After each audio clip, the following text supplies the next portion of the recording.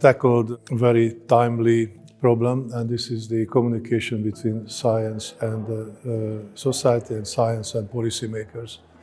And why it is so timely is because we are living in the time of global challenges which are affecting the entire globe, all countries, all humanity. I don't have to mention all these problems. And all the governments are facing these problems. They have to make decisions, and what we are trying to achieve is that they make scientifically based, evidence-based decisions. And why we call it an interface between science and policy is because we want this to be a bidirectional communication. We don't want politicians to feel that scientists are always educating them and telling them what to do. We want them to tell us how they expect the advice, in what form, in what time, when. And I think this worked out well. Towards society, we again have great responsibility because they are flooded by fake news and pseudoscientific information from the social media, and they have to be educated to be able to distinguish between proper scientific evidence and fake news. For that, we have to strengthen trust in science, because there are also some political figures and also some parts of the media that would rather try to enhance distrust in science. In some kind of industrial investments, the investors and policymakers, they don't really want to listen to science advice because it would not have a positive effect on the outcome of their investment or on their economical aims. So in this case, if they enhance distrust, that is going to have a very bad effect on the relationship of science and society and science and policymakers. If there is no trust in science, we cannot help. So how can we build trust? That was, again, another issue in this conference. We can build trust only by changing our communication strategy.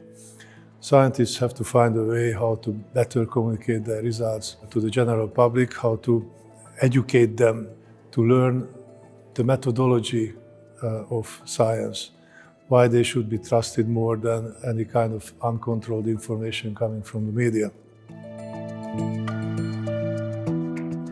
It has to be institutionalized, because you cannot expect a young scientist to go from studio to studio advertising his own research.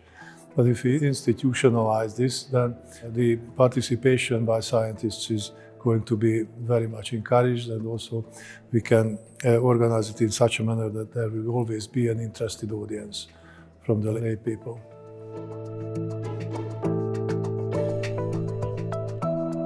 In Hungary, there are good examples of that.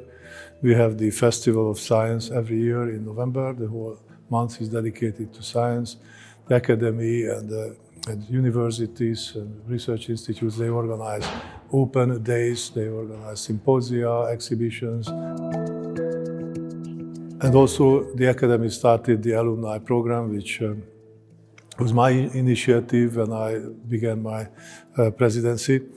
This program is about members of the Academy of Sciences, not just the academicians, but all the members who are part of the General Assembly are invited to go back to their middle schools, to their high school, and give lectures to the youngsters.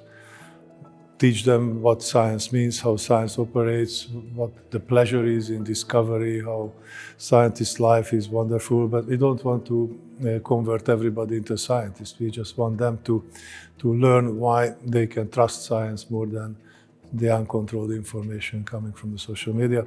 And in this case, we could help the upbringing of a science-friendly society. And in this way, I think their life will also be easier. They can find the right answers much better if they know what science is all about.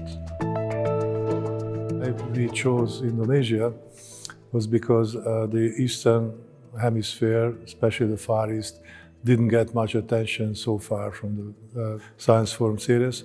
And yet, over 30% of the research data and discoveries are coming from that part of the world, with the amazing rise in the productivity of Chinese research.